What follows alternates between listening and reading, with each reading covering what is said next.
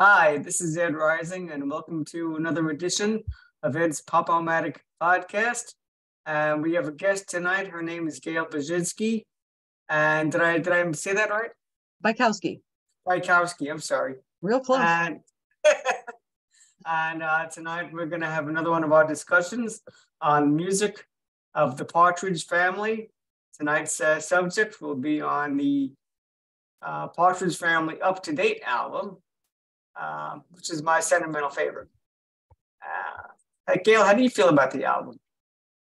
It's interesting that you say it's your sentimental favorite because it's not one that I listen to a lot.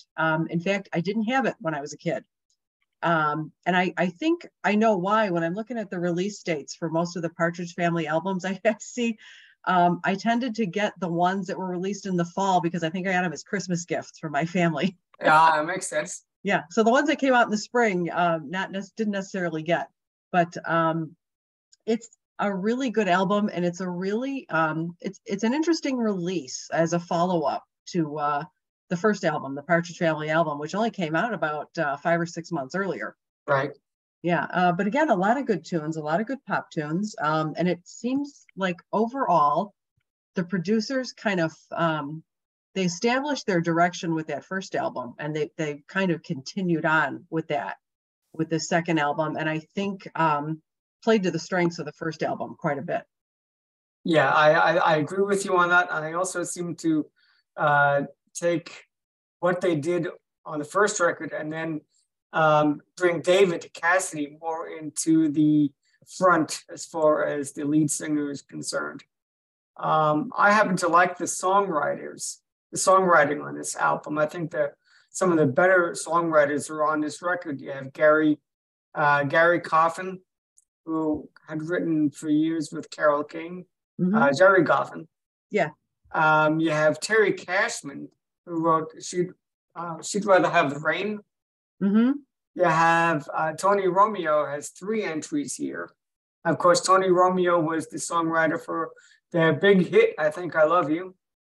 Yeah, he's got a great stable of songs with the Partridge Family, so it makes sense that he's got quite a few represented on the second album. He does. He was good friends with Wes Farrell, who was the primary producer. And that's, I think, how he got his foot in the door. They had worked together in the 60s. And anyway, so he has a couple of good entries. But I always found that the songs on this album were very personal in nature. You know, when David sings Morning Rider on the Road, you know, when he sings a lot of these songs, it's very much of a personal nature. It's not just girl, boy, you know, I love you, I miss you, I want you, you know, I'm lost without you and whatever, you know, it seems to be writing a bit even more on more social issues, I think, than in some of the later albums. I think that's a really good point that you make, especially for a pop album.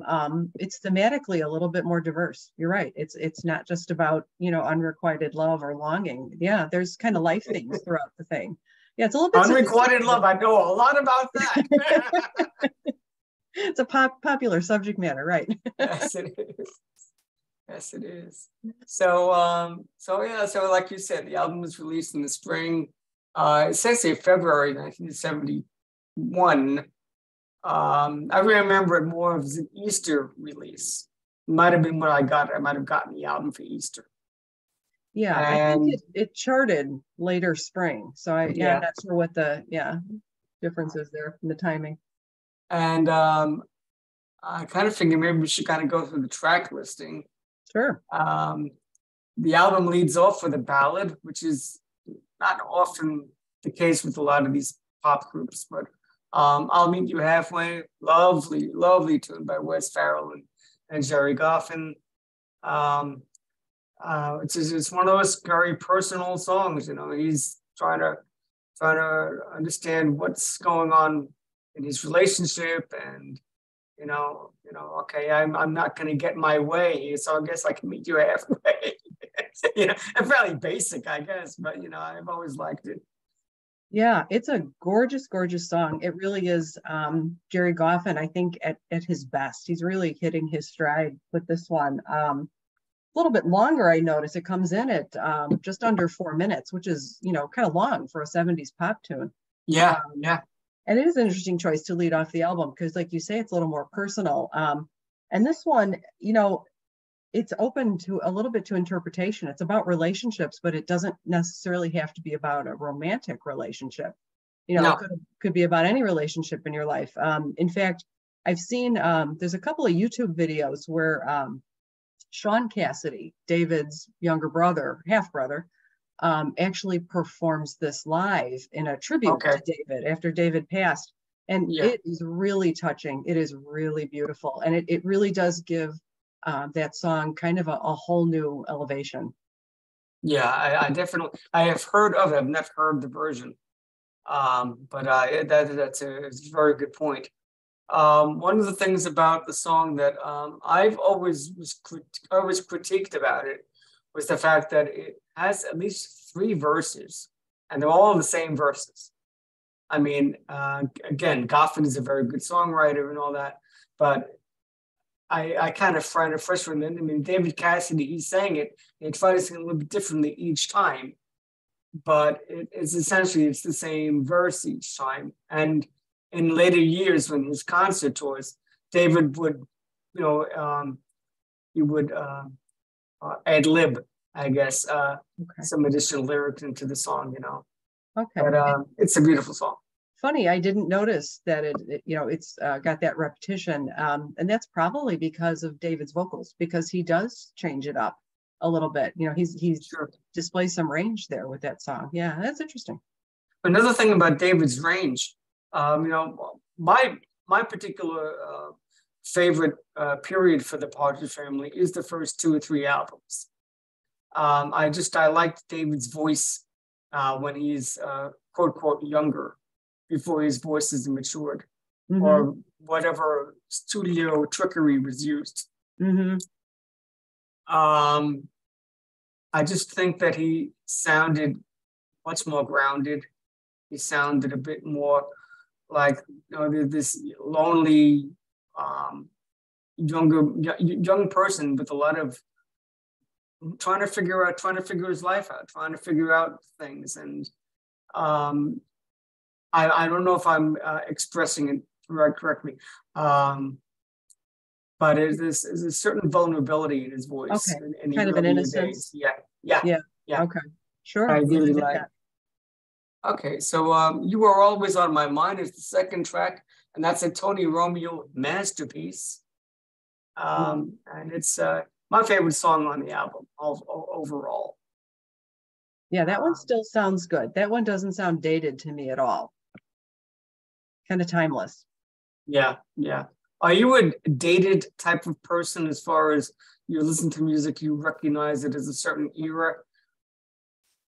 Often, yeah, but I like a lot of old stuff, so that doesn't bother me.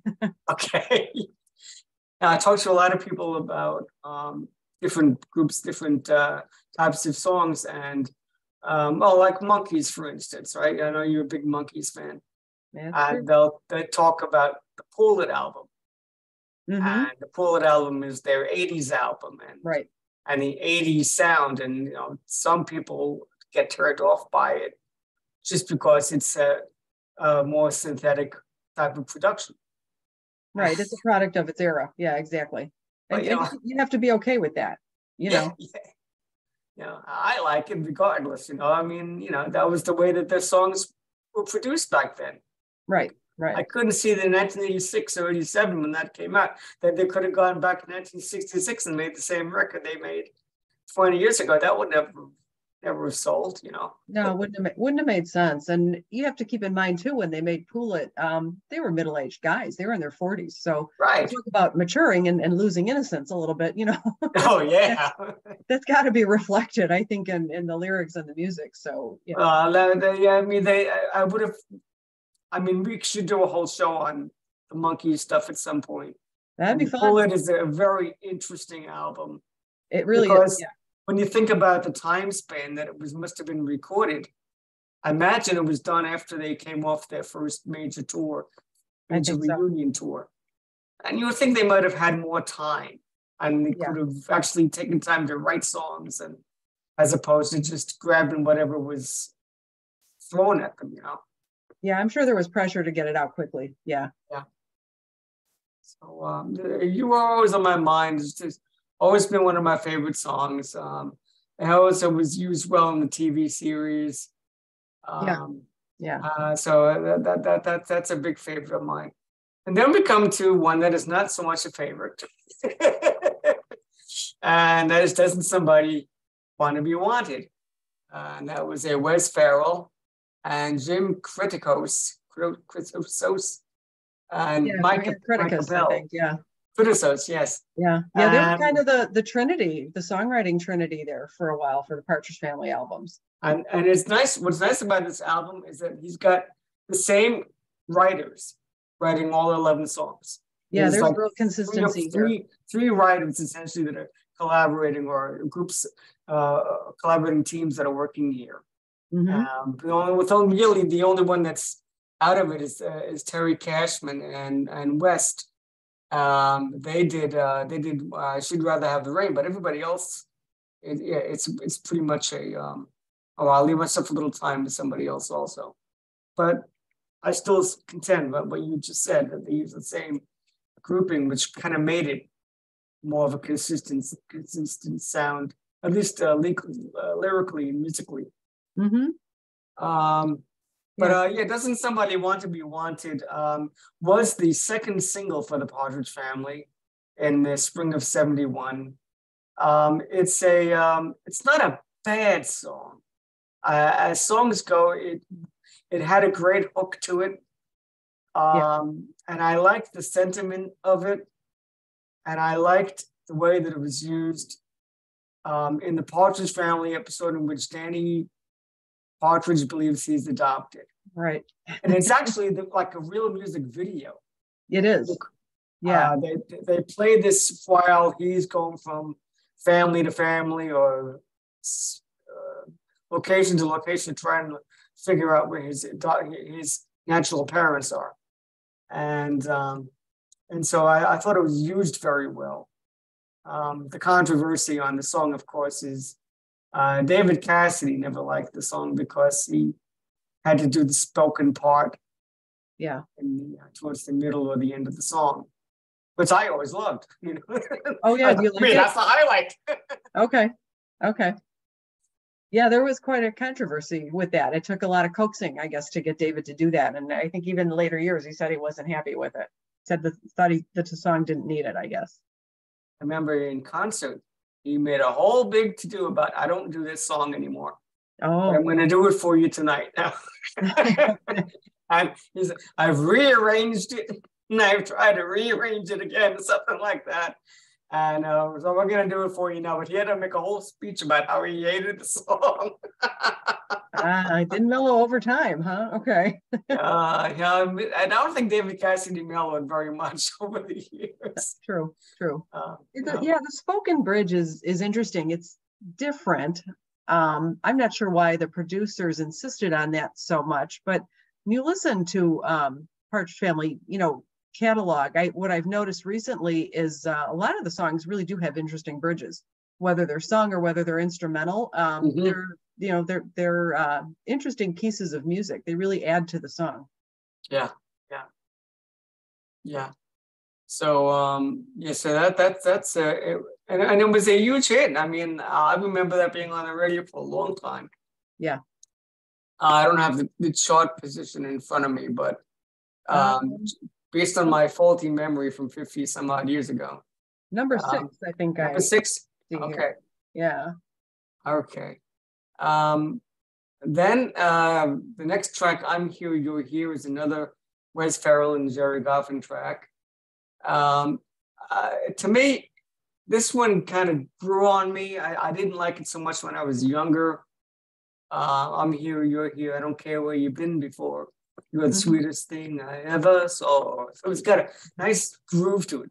It does. But I didn't really think it had a whole lot going for it other than that. Yeah, but this one is not a heavy rotation track for me, but it's fine. But yeah, it's a good song. I like it more now than I did years ago. Yeah. Okay. That's it. It's a solid track. And then we had Umbrella Man, which I thought was the song that David Cassidy wrote for the album. When I was out with my friends, and I said, "Oh, David Cassidy wrote a song for the album, and it's called Umbrella Man." And whoever, I guess I didn't have the album at the time, apparently. My friends had the album, so she played it for me. And she said, "This is David Cassidy's song." And I'm like, it's all right. I was expecting a little bit more from it, but like maybe later on the line, that could have been the one that David wrote. Turns out to be that's the one you did write. Yep. But I like Umbrella Man, and I like the fact that, in fact, I got to make a playlist one of these days of all the songs the Partridge Family recorded that involve rain or weather of some sort. Because yeah, you're right. You could make a solid, a solid playlist of all those. Yeah, there's songs. 2 tracks on this album alone, right? Yeah. Right. But it was a nice sentiment. I like the idea of Umbrella Man. You protect. I mean, maybe nowadays it could be looked upon as a bit, what do you call it? Well, some would say misogynistic, but just trying to be protecting the woman that I imagine is what he's singing about. But I don't think there's anything terribly wrong with that. But in today's age. Yeah, the mores have changed for sure in the last 50 years regarding all that. But I don't get a weird vibe from the song at all. I think it comes from a good place. So yeah, and again, you think about all these things. The era it was written in. Yeah. It's like every time they talk about a movie or a book, all that. This was written at this particular time in this particular frame of mind. Right. Keep that in mind when you're reading this book. Or I don't know if that's necessarily needed, or that kind of censorship nonsense. But right, the media tended to reflect the sentiment of the country at the time. So right, that's how we felt about things usually. Yeah. So we move on. Late on the Line was the song that David Cassidy, first song that he wrote. He wrote it with Wes Farrell.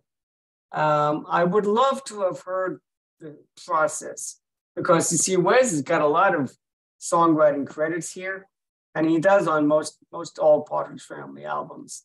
Mm-hmm. And then it's interesting, Gail. I've seen interviews where they will describe how Wes Farrell wrote songs, and he wrote them in his head. I'm not sure if he actually was a musician.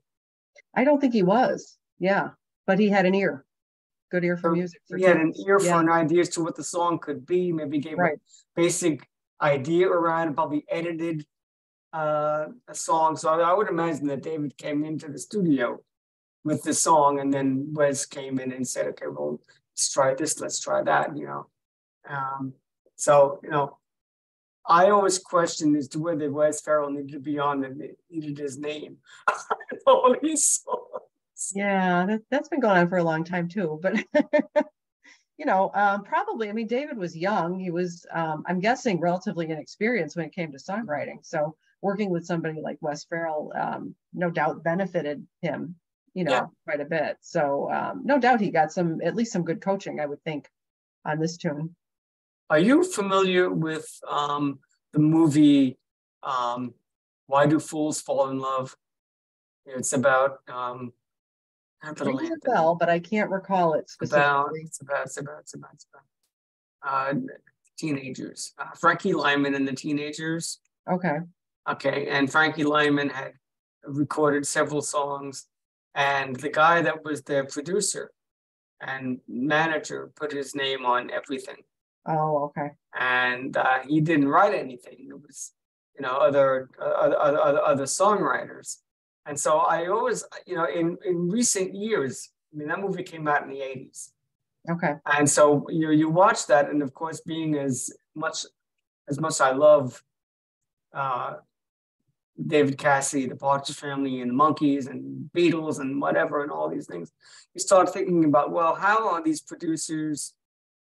Are they, what's their actual role, in making of records and if their names are included. And so I tend to get a little bit skeptical about about things like that. I'm not trying to cause controversy here. Maybe I am. I don't know. But that's yeah. I think it's a practice that continues to this day. okay. Based on what I've read recently. Yeah. But and, back then too, young artists, they really didn't know. I think if you're inexperienced and you go do whatever the label or the producer's telling you in many cases. Yeah. And when you're young and you're trying to get going, you're trying to make something happen, you're just going to accept the deal. And exactly. You want to get something going. And then it turns out sometimes badly when you're hooked into a contract and have all kinds of obligations that are not necessarily what you wanted to be and whatever. And we all know about David's story in that regard. So side two, because back in the day, folks, records were side one and side two. Yeah. And the miracle of turning the record over. Morning Rider on the Road is a Tony Romeo song. It's one of my favorite records. Yeah, me too. It's probably my second favorite on the album after I'll Meet You Halfway. Yeah, Morning Rider on the Road is just gorgeous. Yeah. It's a real story song. Yeah. And it's really, it's about these misplaced people or lonely people are trying to figure out who they are. I mean, right. Very much in the same version, same way as Albuquerque from the first album. Exactly. He's got that great line, like a hobo in the sun, like an Indian on the run. I'm a rider on the highway, trying to find my home. Yeah. And it's actually it's a very beautiful song. Yeah, it's a really evocative song. I get vibes just listening to it musically. It reminds me of By the Time I Get to Phoenix. It's got that kind of same lamenting overall feeling to it. And I think Jimmy Webb and Glenn Campbell recorded that, right? I think it was probably within that same year. So maybe Tony Romeo was a little influenced by that. I don't know. Yeah, I would imagine so. Yeah, that's a very good comparison. And I love Glenn Campbell. I love those records from Galveston and all those songs. Yeah, those are classic. Those are still great. And I would love to dig more into Jimmy Webb stuff, what he's written over the years. In fact, I do believe there might be a new Broadway show or a movie or something like that centers around the music of Jimmy Webb. Oh, okay. And because very interesting songwriter. Yeah. And I don't know how much. Again, I know the name because I know him as a songwriter. I don't know if he actually recorded on his own. So I have to research him a little bit further. I think very little. I think there might have been one album, but I think you're right. I think he was primarily, composer. Lyricist. And he actually, he's married to, what's her name? She's the pitch person on PBS, WLIW. I can't think of her name. Anyway, beautiful woman, very bright. A lot of good discussions that she has on virtually every topic, and she does all the pledge shows for PBS. Okay. And I met her in her train season. I can't think of her name at the moment. It will once I get done. Yeah. But she's married. Local she's PBS. Local for Long Island. Yeah. Okay. And it's killing me. I can't remember her name. But anyway, I met her in a train station one day, and I was like, "Oh my God!" I flipped out. Funny as hell. Oh, good Lord. All righty. Anyway, so we'll have to look up Jimmy Webb, and so the next track is also Tony Romeo track. That'll Be the Day. Really up-tempo track, great acoustic and electronic, and electric guitar song, and again, you're just talking about, it's not quite Give Peace a Chance, but it's that optimistic viewpoint that when this happens, we're gonna They'll be a whole lot better and that kind of thing. Mm-hmm. A real, actually probably is born from a whole lot better from the Byrds and Right. style Yeah. and so forth, Yeah. It's a good comparison. Yeah. And then again, it's the personal relationship themes, but there's, the things that were just going on in the country at the time. There was a lot of unrest and, to write a song like that, that's, got some hope, and there's a good future ahead. This is what I mean. Here we were in the midst of the Vietnam War. Right. And of course, on that kind of a record, that TV show, they're not going to discuss it in tremendous detail. They're not going to get controversial. It's a happy family show, but they would make some references to this and that. They would talk about more ecological things as series went on. And they would make their point here and there. But this is the kind of style of song that I really would have liked to have seen them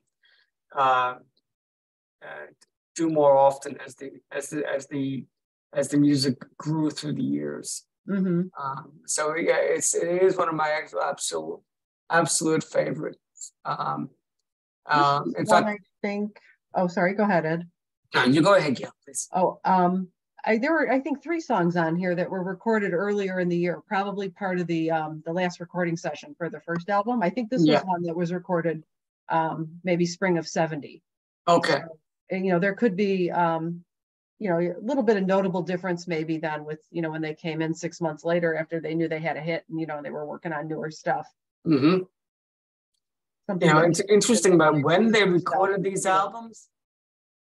What's interesting about this is what I'm seeing in looking at the recording dates. According to this, they were recorded May 16th, 1970, as we said in May. Okay. And then they went to November, 2 days in November, they recorded the remainder of the album. Okay. So it says 3 days it took to record the entire album. Yeah, I had read something online. Somebody posted, I think on the Come On Get Happy site on Facebook, some fun facts about the Partridge Family recording sessions and how, they could have the Baylor brothers come in and who was the female vocalist? I can't recall. Jackie Wood. Jackie Ward would come in and they could lay the stuff down in a few hours. They were pros. They got it done. Yeah, really it's impressive. Amazing. Yeah. Amazing stuff. So I'm going to just skip down to the last track because I'll Leave Myself a Little Time, written by Steve Dosick, is in the same vein as That'll Be the Day. Again, it's that hopeful viewpoint, that moment of, okay, I'm going to let I'm going to relieve myself of the stress, and I'm going to just try to take life as it comes and, appreciate things, So, again, this is something that they did very well on this record. And again, because it was carrying that theme, it does carry it as a theme almost for an album. It does. I like that. It's the, like you said, I'm not going to stress about it, but I'm not going to give up either. Yeah. I'm going to keep moving forward. Yeah. We have a beautiful ballad that follows as track number 3. There's No Doubt in My Mind, with a different type of an arrangement. It's got more of a brass arrangement to it, which, again, when I was 10 or 11 years old, I was a little bit like, what's this? Yeah. They do take some horns on a lot of these tracks. I get, there's a little bit of that Herb Alpert vibe on, not Herb Alpert, I'm sorry, I'm thinking Burt Bacharach, who, often would have, the brass instruments on the bridge or something like that nice horn interlude. So. No, I didn't think about Burt Bacharach, but it's a very good association. And I was a big Burt Bacharach fan. Oh, yeah. Those records were fantastic. And I have great memories of those. Mm-hmm. Yeah, even from when I was young, and then as I got older to appreciate them more. But so this one took a little bit more for me to appreciate. But I do love it, and I don't know, for some odd reason I always think of Shirley Jones when I hear this song. I was maybe because in the TV episodes when it was used, they had a more focus on her for That's just my mind. That's just the way my mind works in very strange ways. It's interesting that Shirley never did a lead vocal on any of the albums. I'm guessing she just didn't want to, or was that, not as The only albums that she did, she has a terrific voice. The only albums that she did any vocals on was the Christmas record. Okay, right, yeah. And she had several vocals on that album. Yeah, that's true. And they really should have released the Whale song as a single. That would have been a hit record. Yeah, yeah. And if Vicki Lawrence could get a hit record with good The Night Comes Down in Georgia, yeah, and some of the other stuff that came out. I mean, you think about what else came out in the 70s. And that's why I get a little frustrated when I see stuff that doesn't get released. I'll get into more of that as we get to the later albums. Yeah. Because there are a couple of real mistakes along the way. Okay. But again, I'm not in the record business. I've had 50 years to listen to all this music and then and be able to make my statements. Yeah. I had to do it in weeks, Right. Well, I'm guessing, once, David's had proven himself as a vocalist and then became a teen idol. I mean, it really did make sense, I guess, to let him, do the lead vocals. And, I guess that's what I was going to sell records. Leading to a lot. Yeah, exactly. I was selling records. So, but I still think they could have given Shirley a bone, even if they made a single and they put her song on the B-side. Yeah, exactly. She was absolutely worthy of a B-side. There were a lot of female vocalists at the time who, that was when Helen Reddy was coming up and Karen Carpenter was huge. Yeah. And, they could have done something in those veins that would have, could have absolutely been a hit or a B-side. Yeah.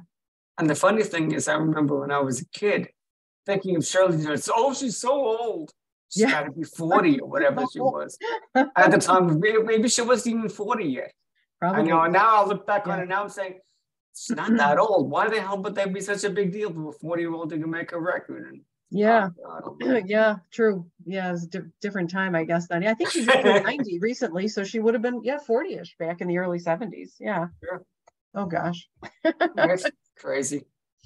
All right, so then She'd Rather Have the Rain, Terry Cashman and T.P. West.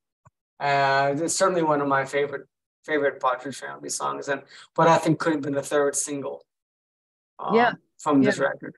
I think you're right. Yeah. I'm trying to think, what else did Terry Cashman write? I've seen his name quite a bit. Offhand, he wrote the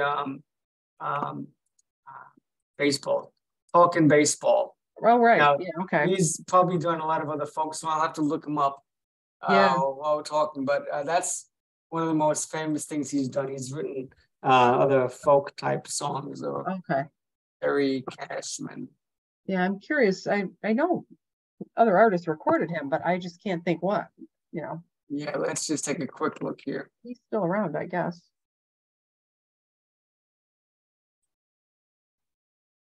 Sunday Will Never Be the Same. It's a great song. Thank You, Our Gang. Yeah, co-wrote that.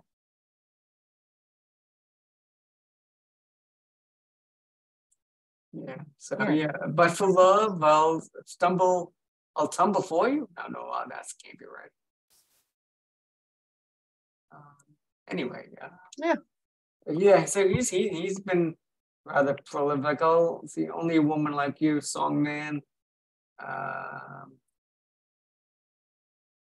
No women songwriters on this one. Interesting. Yeah, no Cynthia Weil. Yeah. I don't think they ever recorded any Carole King. I think she was doing her solo stuff by that point, but yeah. Yeah, I don't think she wrote anything. I think maybe they did a cover.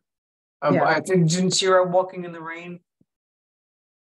She might have, yeah. So I think that was a Notebook, but as far as newer stuff, they didn't have newer stuff for Carole King here. Yeah, they did a cover on Partridge Family Notebook, which was with a Barry Mann, Cynthia Weil song, and it escapes me now, but yeah. Yeah. And so that's essentially the album. And I know when I got the record, I love the design of the album. I think that's also one of the reasons why I'm so sentimental towards it.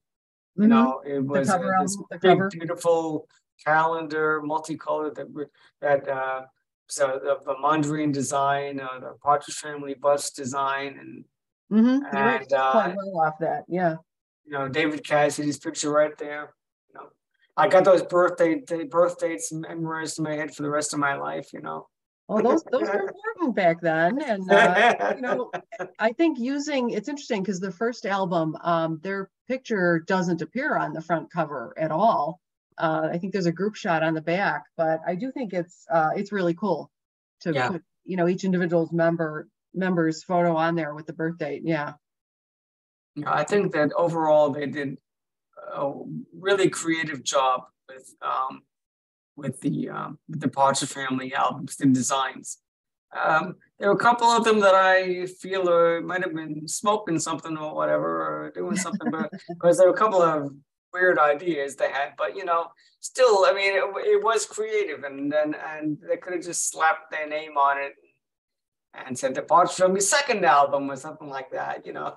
Well, you know actually, I mean, this is a very well produced album, and like you say, there's a consistency in the theme, there's a consistency in the production, and like you said, once they were popular, they could have slapped anything together and released it, and it would have sold. So, right. The fact that they did go to the efforts that they did to make a good album is commendable. Yeah, and that's one of the things that I argue about with people who dismiss David's work or the Partridge Family albums as bubblegum or music for children or whatever, because there was tremendous effort put into making these records.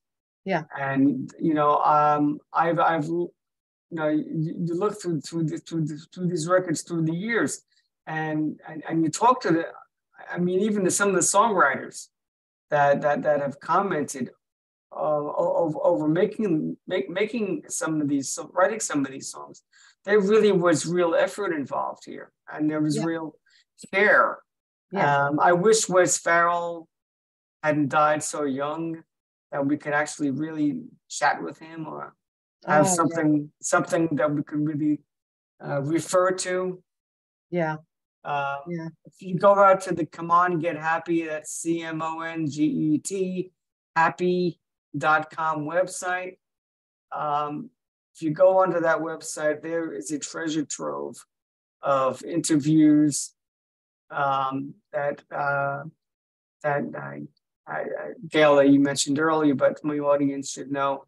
That's where you can go to get maybe not the most current interviews and the most, but you're going to get a lot of information about the songwriting sessions or recording sessions and the viewpoints of some of the cast members and some of the singers and musicians that were involved in making these most lovable, memorable records, which I think a lot of it's treasure. Absolutely. All right.